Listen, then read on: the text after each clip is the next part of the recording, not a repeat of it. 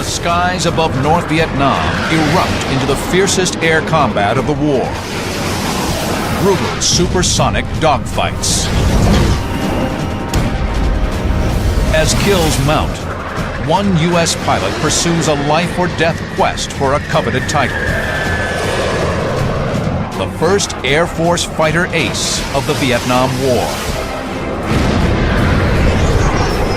Using state-of-the-art computer animation, you're in the cockpit with America's finest pilots as F-4 Phantoms challenge communist MiG-21s. Experience the battle. Dissect the tactics. Relive the dogfights.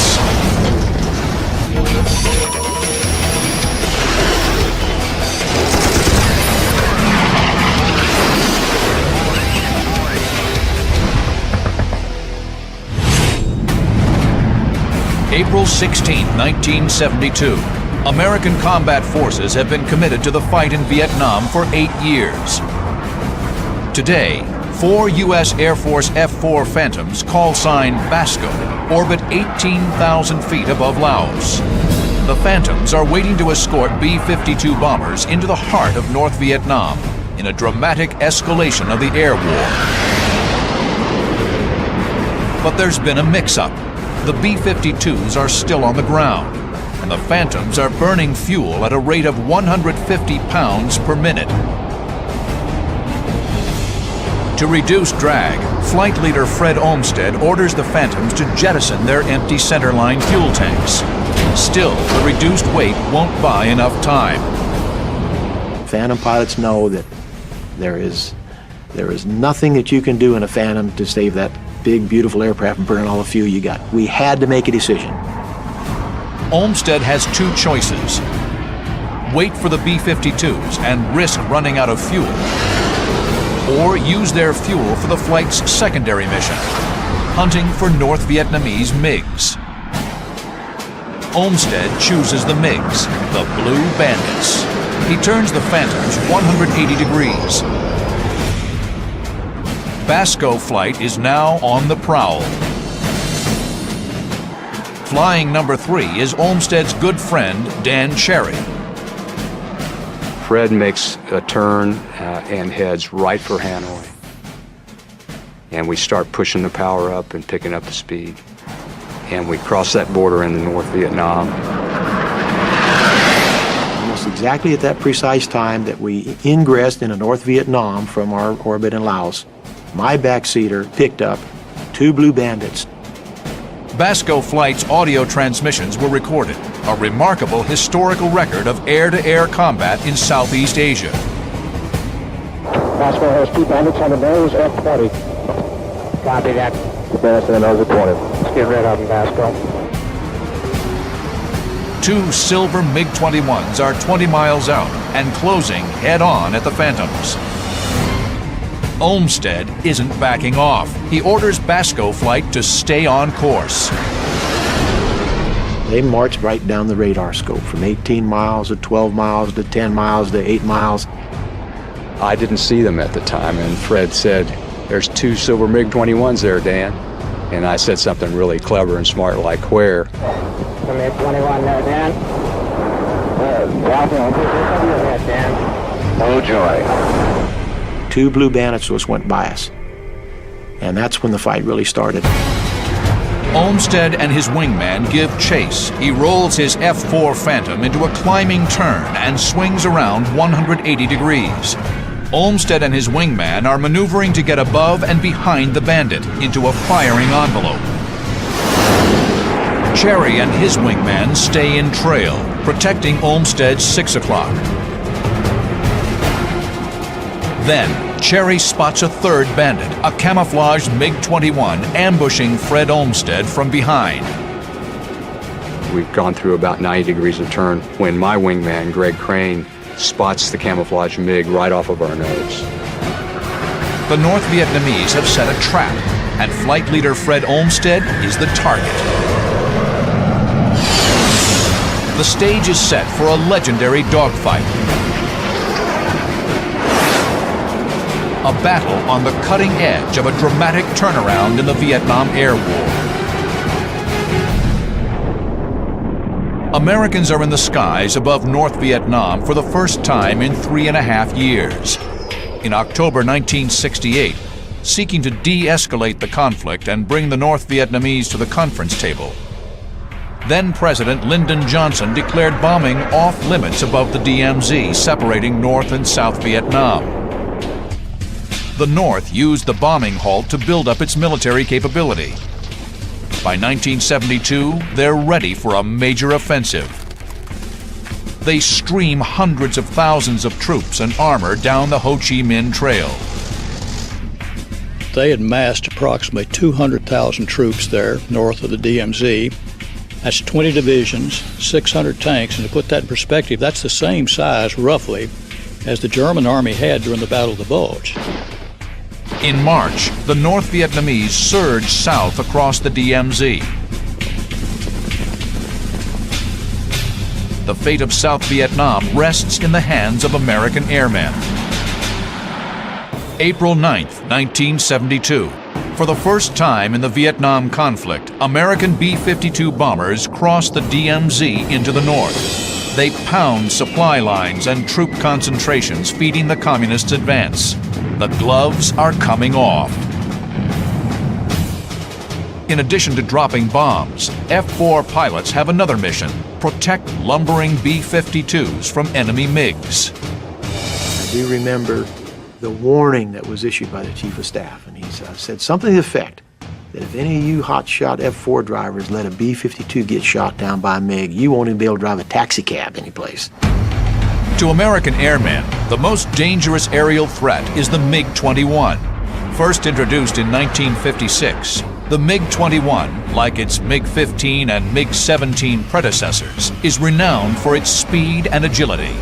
But unlike its swept-wing predecessors, the MiG-21 employed a triangular delta wing, an attractive design for a supersonic fighter, combining low drag and structural weight with excellent supersonic maneuverability. It was a Formula One racer, if you want to think of it that way. Turned extremely sharp. It had a big afterburner, strong, a big thrusting afterburner engine. It could turn very, very quickly, very well. It was hard to see. No real smoke, no smoking engines. The MiG-21 is armed with 2 heat-seeking air-to-air missiles and 2 23mm cannons. It's lethal in close encounters. In contrast to the sleek MiG, the massive 2-seat F-4 Phantom was designed for the Navy in the late 1950s as a long-range fleet defense fighter. In 1962, it was adapted for the Air Force for both air-to-air and air-to-ground missions. The Phantom was armed with 4 long-range radar-guided AIM-7 Sparrow missiles and up to 4 short-range, heat-seeking AIM-9 Sidewinder missiles.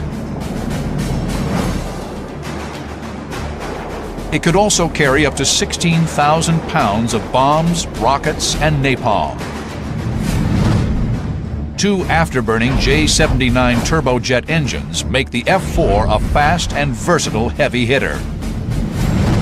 You'll never, ever, ever forget what it was like to start those big old J-79 engines up and add just a little bit of power and feel that big old Phantom taxiing out and shaking and rumbling. You just knew you had strapped on a very, very masculine piece of equipment. It was massive. It looked like a combat plane.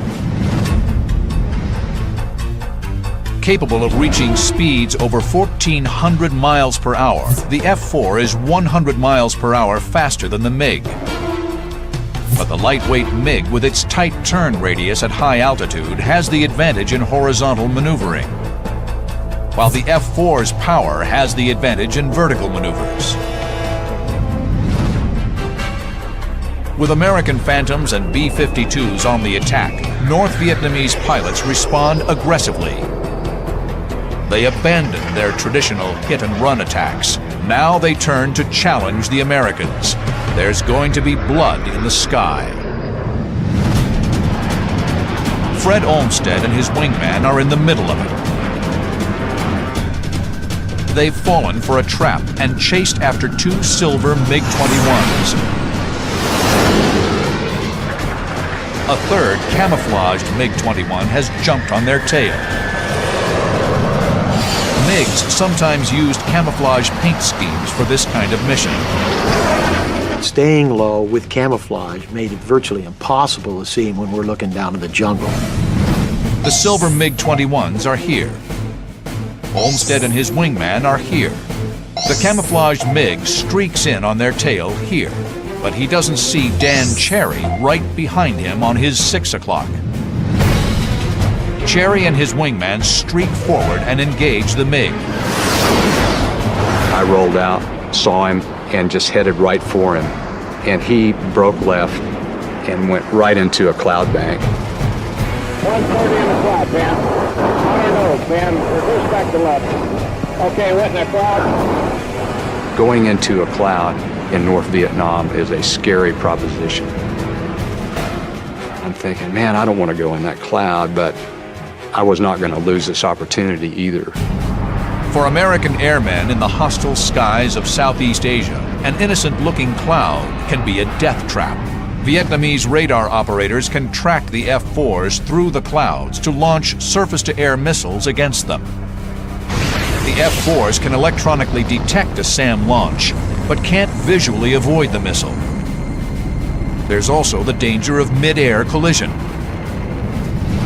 Cherry and his wingman know the risks involved. The American airmen are enveloped in a gray, foreboding mist, but the F-4s press the attack.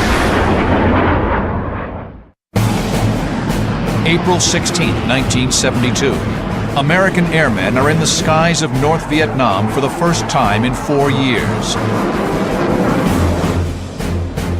Dan Cherry and his wingman Baby Beef Crane have chased a MiG into the clouds.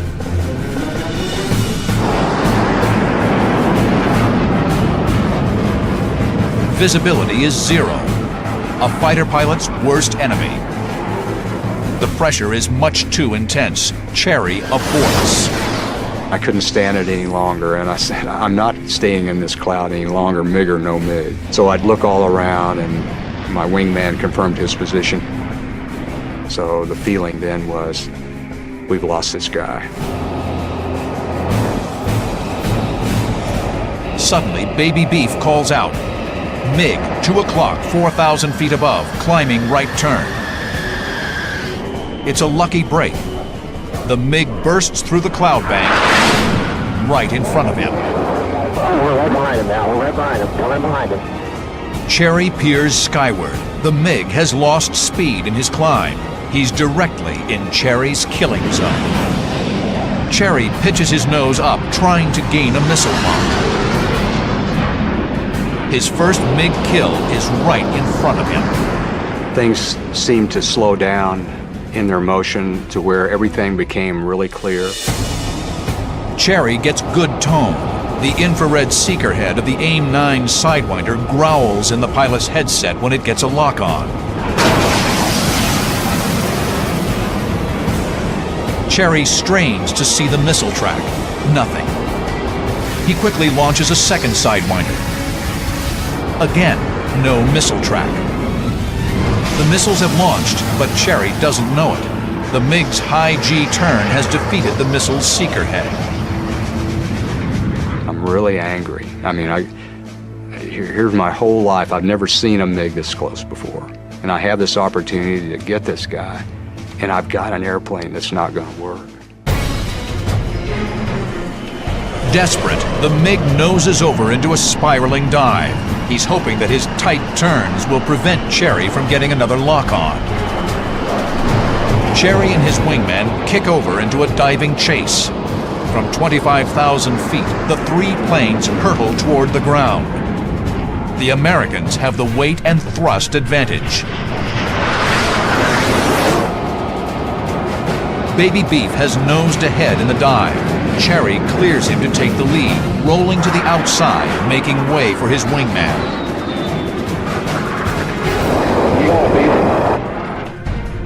Beef can't use a heat-seeking Sidewinder.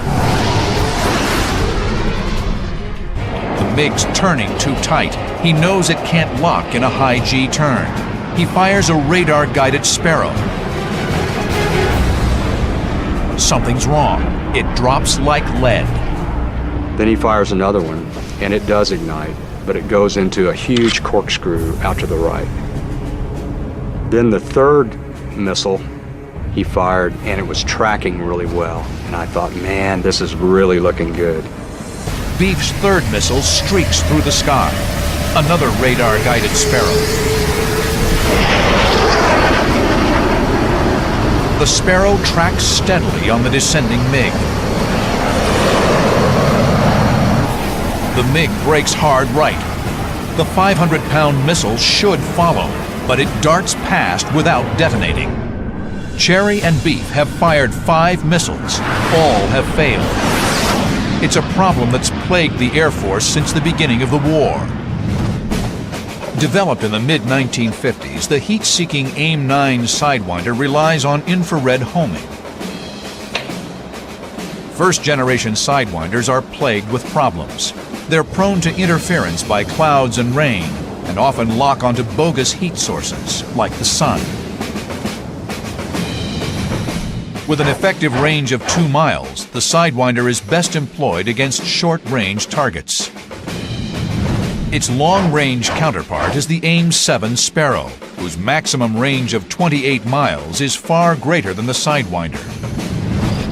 Introduced in the late 1950s, the Sparrow uses radar instead of infrared. It must be actively tracked to the target by the F-4's backseater, the Weapons System Officer, or WISO.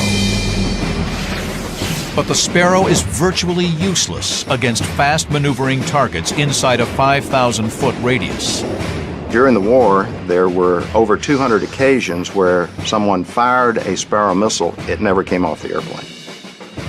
Of the ones that did come off the airplane, the kill rate was 0.11. In other words, 11 out of 100 were victorious. The Phantom Air crews have another problem. Air Force fighter pilots, as opposed to their Navy counterparts, received little or no training on how to maneuver against small, fast adversaries like the MiG. What did I learn in my training about MiG time? It's a very simple answer. I learned virtually nothing. The experience we received in training was not against any dissimilar type aircraft. We only saw other fellow Phantoms with the same flying characteristics that we had. The most effective air-to-air training we had was done illegally. And we would go out and fly our bombing mission or our radar low-level navigation mission and save some fuel at the end and then fight with each other. So whatever skills we had when we went in there were developed by hook or crook. Thrust into his first dogfight against an actual MiG-21, Dan Cherry is on a steep learning curve. He races through his options. 2 of his missiles have failed. But he's determined to kill the MiG. This is going to sound weird, but I'm thinking, I'm going to ram this guy. That's the aggressive feeling that I had at the time, was that I was not going to let this guy get away. The MiG has lost airspeed in the turn. Cherry and Beef pitch up and roll vertical to keep from overshooting. As they descend once again on the MiG, Cherry calls for the lead. Beef, I got him one. Okay, he's breaking. He's brake left, Beef, I got him. Fast full brake left. Okay. Go get him, Dan. I kept telling Greg to get out of the way, and I'm in burner, and I'm trying to close on him because I'm ready to shoot. I'm ready to try to shoot. Cherry slides past Crane and fires a missile. Lo and behold, that big AIM-7 Sparrow comes out of there, and it does one of these kind of like a barrel roll maneuver like this at first. The Sparrow appears to be tracking off course, but then, to Cherry's relief, it rides the Phantom's invisible radar beam to the target. Its 65-pound warhead detonates, ripping the right wing from the airplane. Cherry watches the plane plummet in a fireball.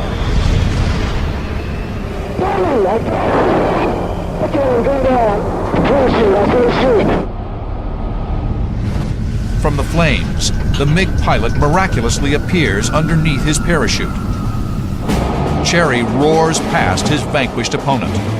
I made a little jink with the airplane to miss the MiG pilot and his parachute. We went up by him, well within 500 feet of him. And I remember clearly his legs sticking out straight like this, and the black flying suit he was wearing, the black flying suit on. Dan Cherry has killed his first MiG. Roger, understand you got a kill on Roger.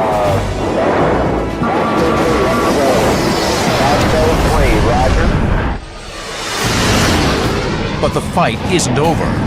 10 miles away, Cherry's good friend Fred Olmsted is chasing down 2 enemy MiG-21s. He's in for the fight of his life.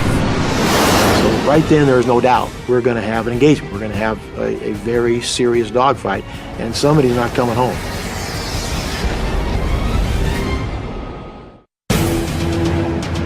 April 16, 1972. F-4 Phantoms are dueling communist MiGs in the most intense dogfights of the air war. Fred Olmsted is on the tail of 2 MiG-21s. The enemies streamline their fighters for battle. I then remember distinctly seeing silver objects coming down in front of me, and they'd pickle their centerline tanks. Then, unexpectedly, the lead MiG rolls inverted, diving earthward. And he was gone. He was out of the fight. That meant it was my airplane and my wingman against their wingman. Olmsted and his wingman are here. The MiG leader has just bugged out, leaving his wingman to fend for himself. Olmsted bores in for the kill. The lone MiG jinks down and into a left turn. A classic MiG ploy. He wants to lure Olmsted into a horizontal fight where the more maneuverable MiG can outturn the Phantom. Once I saw that turn, I was confronted with a choice here, whether or not to try and turn with him and get the gun sight on him, or try and accomplish what I had learned in the past. And I said, I'm going to fight this guy in the vertical. I'm not going to get out there and try and turn with this man. Olmsted pitches vertically, then rolls over into a dive. The move allows him to stay behind the MiG while keeping his airspeed up. He'll avoid a turning fight where his heavy Phantom will dissipate crucial airspeed or energy at a far greater rate than the lightweight MiG. It's an effective maneuver called lagging. I found that I could accelerate coming down because gravity was working for me, pull inside and use my increased energy to close the distance that way. Olmsted and his wingman repeat the maneuver several times. The horizon tumbles as the planes jockey for position.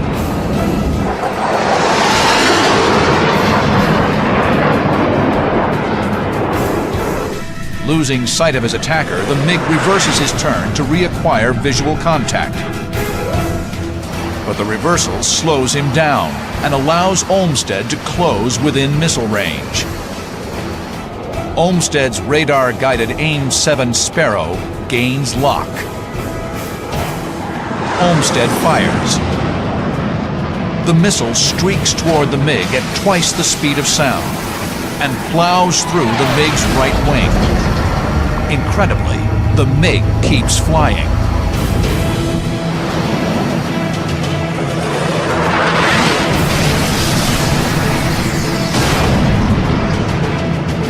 I don't know whether the missile only partially detonated or perhaps it was just the impact that absolutely sawed that wing off, but that's what I had. I had a MiG with about a half of a right wing and a spiraling left-hand turn at that time. Olmsted presses the attack.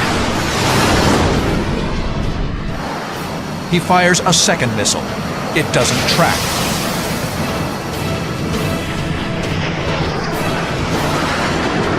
Sparrow 3 armed. missile away.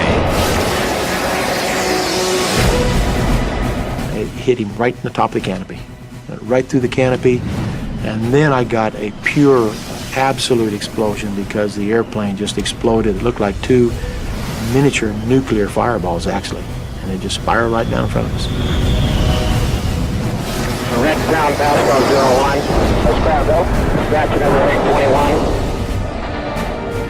Fred Olmsted has kill number 2 for Basco flight. What began as an aborted B-52 escort mission has resulted in 2 confirmed MiG kills. In 1972, the North Vietnamese have less than 60 MiGs in their Air Force. Thanks to Fred Olmsted and Dan Cherry, they've lost 3% of their fighters. On the ground, the determined North Vietnamese continue their offensive. In May 1972, the bombing campaign intensifies dramatically. B-52 sorties are doubled, from 1,500 in March to over 3,000 in May. F-4s are employed for bombing strikes and strafing runs against North Vietnamese infrastructure and troop positions. The massive new aerial offensive is called Operation Linebacker. There were much greater numbers of aircraft involved. It was a massive campaign that probably did more damage in 2 weeks than the rest of the damage done in the entire war in North Vietnam. The strategic objective is to both blunt the North Vietnamese advance and to bring them back to the negotiating table in Paris. There's a renewed sense of purpose among the American airmen, including Captain Steve Ritchie. After graduating number 1 in his flight training class, Ritchie served his first tour in Southeast Asia in 1968. He then returned to the States, where he became one of the youngest flight instructors in Air Force history. In 1972, he returns to Vietnam.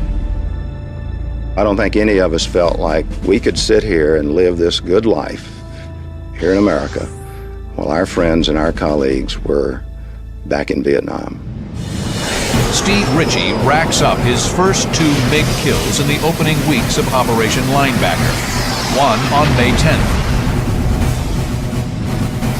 another on May 31st. Ritchie is proving himself a skilled dogfighter. As Linebacker rolls on through June, Ritchie flies in support of dozens of strike missions.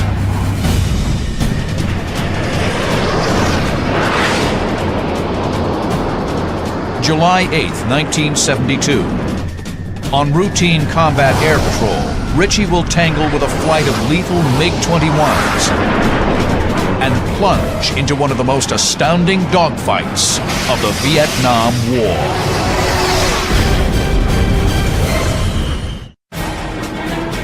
July 8, 1972. Pilot Steve Ritchie leads a flight of 4 F-4 Phantoms, call sign Paula, on combat air patrol over North Vietnam. As part of Operation Linebacker, the war's biggest bombing campaign, their mission is to protect B-52s from MiGs. On this mission, the Americans are able to tap into the enemy's command and control network, an intelligence coup that's driving the success of Linebacker. They could hear the controller that was talking to the pilot. They could hear what the pilot was saying. And so you knew where they were, what they're looking at, and where they're coming from. Steve Ritchie and Paula Flight are heading towards Hanoi. Suddenly, combat control crackles in his helmet. MiGs are in the air, somewhere below. Ritchie drops down to search for the enemy. He can't find them. They could be anywhere. Then another warning comes over the radio. I got a call indicating that they had us in sight and they were cleared to fire. And that information at best was about 40 to 60 seconds old. And we had no visual. So that gets your attention. If he stays straight and level, he's a sitting duck. Ritchie takes evasive action by making a hard right turn. The radio calls out another warning. This one is ominous. 2 MiGs, 2 miles to the north. The MiGs are on Richie's 6, the killing zone, but he still can't see them. Richie's best choice is to turn directly into his attacker and try to get a visual. He banks left, stays in the turn, and swings 180 degrees head-on against the unseen enemy. His head swivels in the cockpit, scanning the sky. Visible for a fraction of a second, a MiG-21 flashes by at 600 miles per hour. We passed canopy to canopy about 1,000 feet from each other, doing about 600 miles an hour each, closing at about 1,200 miles an hour. Just subsonic. I could actually see the pilot in the cockpit. The pilots of the North Vietnamese Air Force were trained by the Russians and Chinese. Their skill level varied widely. Throughout the war, it was strongly suspected that volunteers from North Korea, China, and the Soviet Union were in the cockpits of some communist planes. Richie knows there's another MiG in the air. They've split up, setting a trap for him. The first MiG has streaked past Richie. If he turns to follow, the second MiG will be on his 6, but Richie doesn't bite. He drops altitude and waits for the second MiG to show his hand. And he does. Now Richie makes his move. He pulls into a hard left turn. 6.5 Gs plaster him into his seat. He strains to keep an eye on the second MiG. The MiG banks right, an unorthodox move. I was very surprised about halfway through this turn, after losing sight during the turn, to see the number 2 MiG in a right turn level and high. Most of us who fly fighter airplanes prefer to turn left and right. We prefer a left traffic pattern to a right traffic pattern. It's more comfortable to do this than it is this. The two planes are now angling towards each other in what pilots refer to as the high crossing position. In order for his missile to get a lock, Richie needs to get behind the MiG. He rolls to the inside, causing the MiG to shoot past him. Richie's now on the MiG's tail. It's a brilliant move.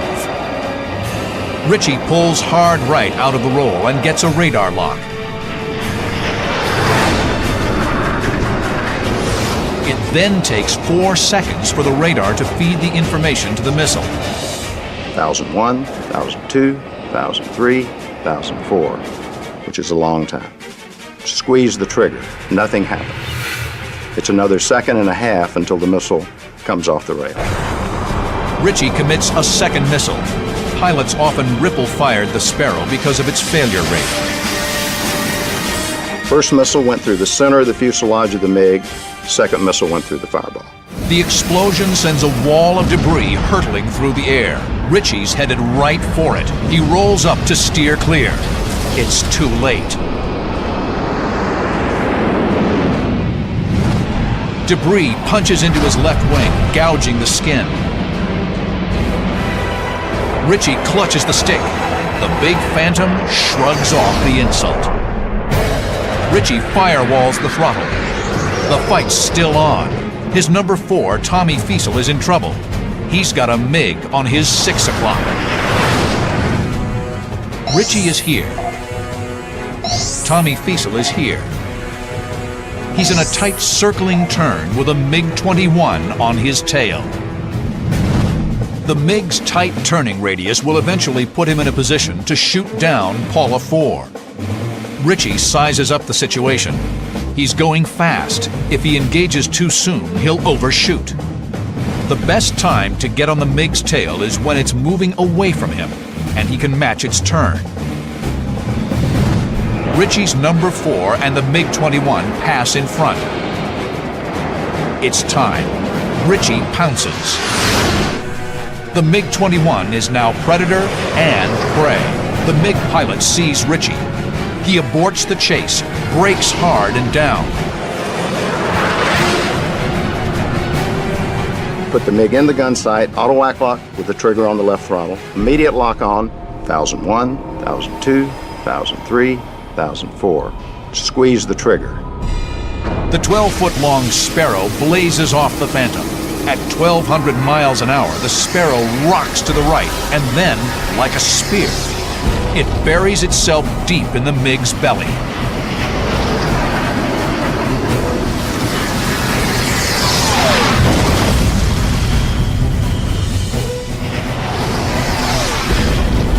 In a stellar display of airmanship, Steve Ritchie downs 2 MiG-21s in just 1 minute and 29 seconds. Everything that I'd studied, learned, experienced, worked for 30 years, all came together and gelled in an instant in time. So it was by far the most perfect mission that I was ever involved in.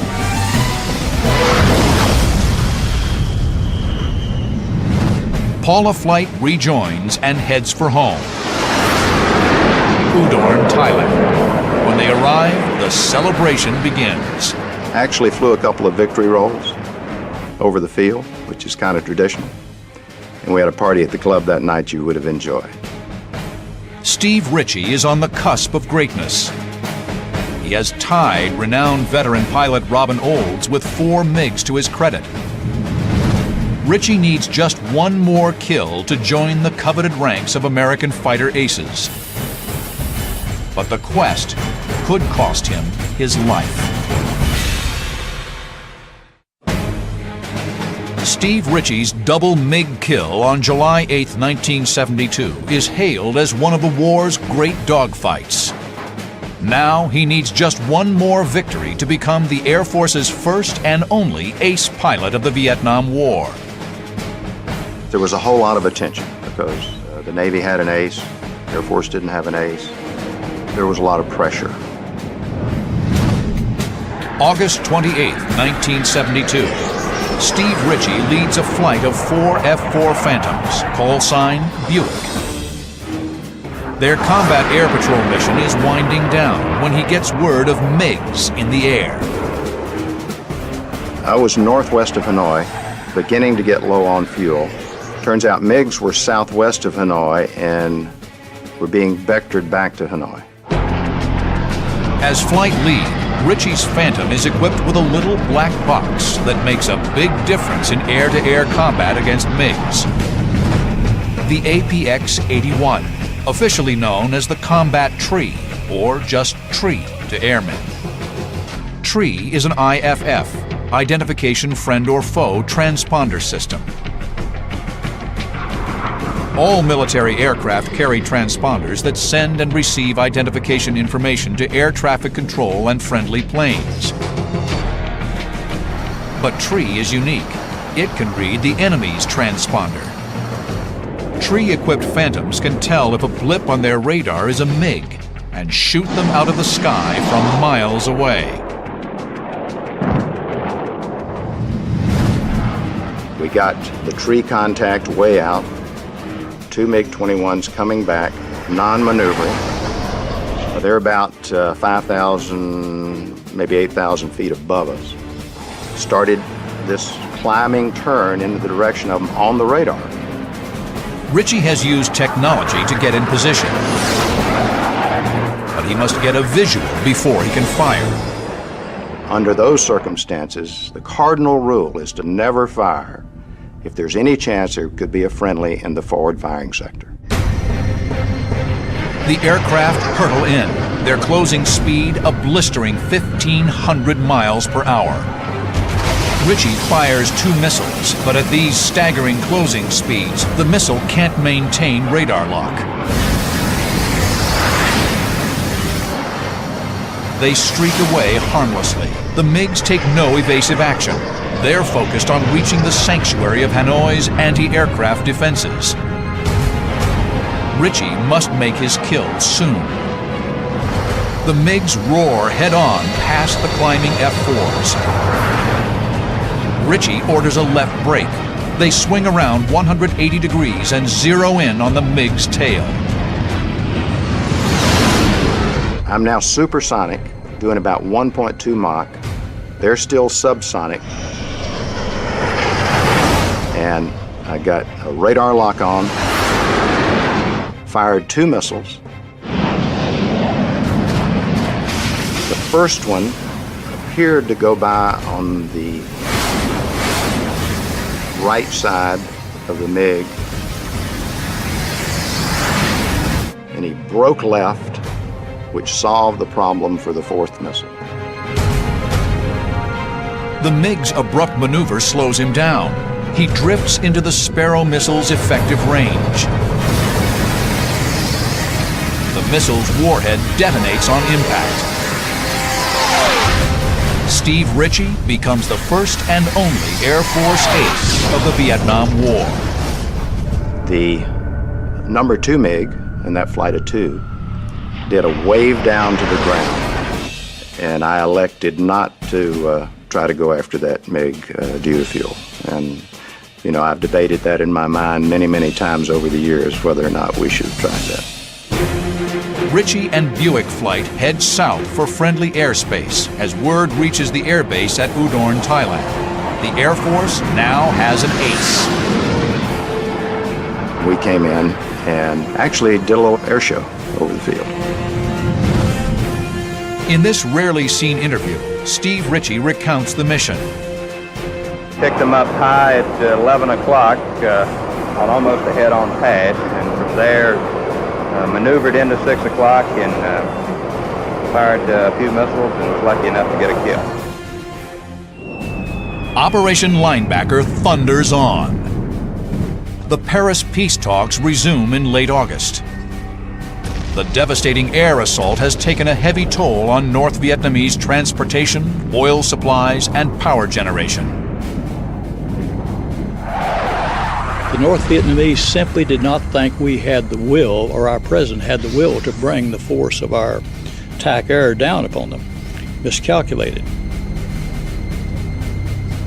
On October 22nd, North Vietnamese concessions in Paris lead to a cessation of bombing strikes over the 20th parallel, but the talks break down again 2 months later. On December 14th, President Nixon sends Hanoi an ultimatum. Come back to the negotiating table within 72 hours, or the bombing resumes. There's no response from Hanoi.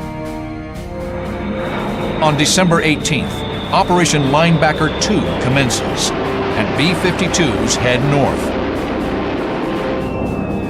200 B-52s, half the Strategic Air Command, are committed to the fight.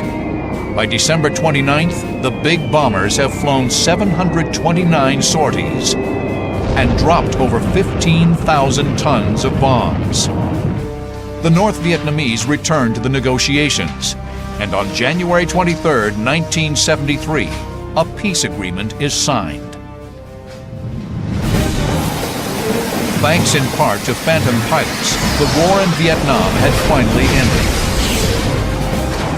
American airmen downed 193 MiGs in air-to-air combat against a loss of 89 of their own. Those of us out on the point of the spear, so to speak, very much rely on each other to get this job done and to survive. So we develop a very, very unusual bond with each other. We had a mission. We worked the details of the plan ahead of time, and we executed it to perfection. And then to have the added bonus of a couple of MiG kills as well is pretty neat experience. Being a MiG killer is a life-shaping event, I would say.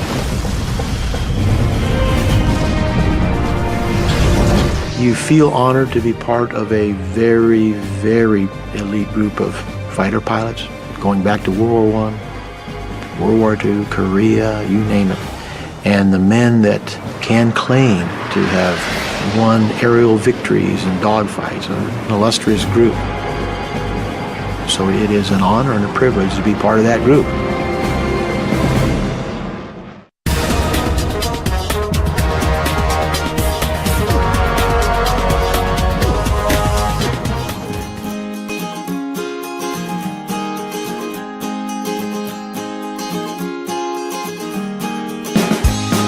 he orders Basco Flight to stay on course.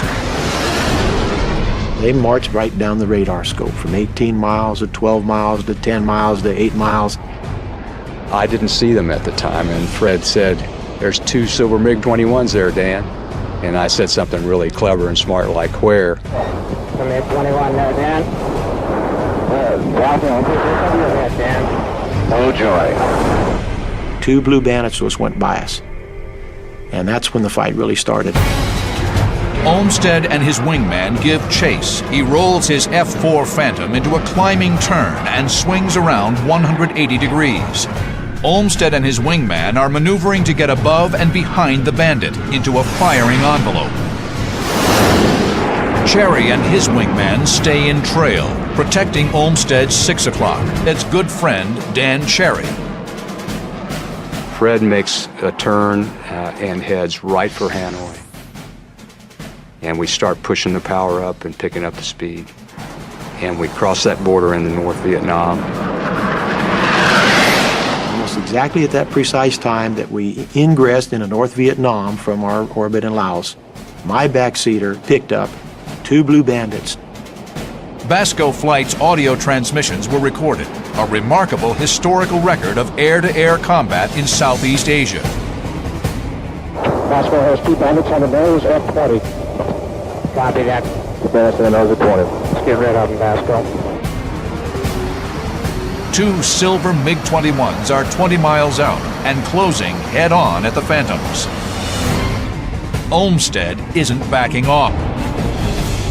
To reduce drag, flight leader Fred Olmsted orders the Phantoms to jettison their empty centerline fuel tanks. Still, the reduced weight won't buy enough time. Phantom pilots know that there is nothing that you can do in a Phantom to save that big, beautiful aircraft and burn all the fuel you got. We had to make a decision. Olmsted has 2 choices. Wait for the B-52s and risk running out of fuel, or use their fuel for the flight's secondary mission, hunting for North Vietnamese MiGs. Olmsted chooses the MiGs, the Blue Bandits. He turns the Phantoms 180 degrees. Basco Flight is now on the prowl. Flying number 3 is Olmsted. The dogfights.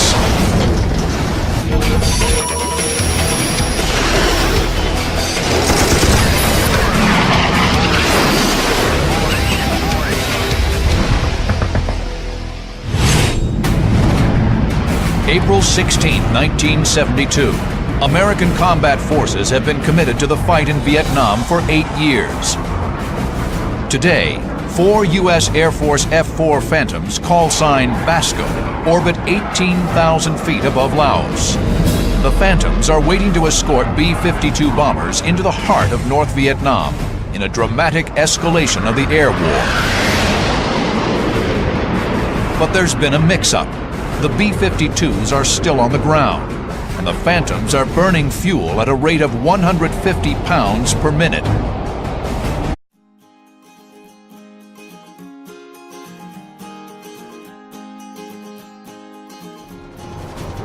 The skies above North Vietnam erupt into the fiercest air combat of the war. Brutal supersonic dogfights. As kills mount, 1 U.S. pilot pursues a life-or-death quest for a coveted title. The first Air Force fighter ace of the Vietnam War. Using state-of-the-art computer animation, you're in the cockpit with America's finest pilots as F-4 Phantoms challenge communist MiG-21s. Experience the battle. Dissect the tactics. Relive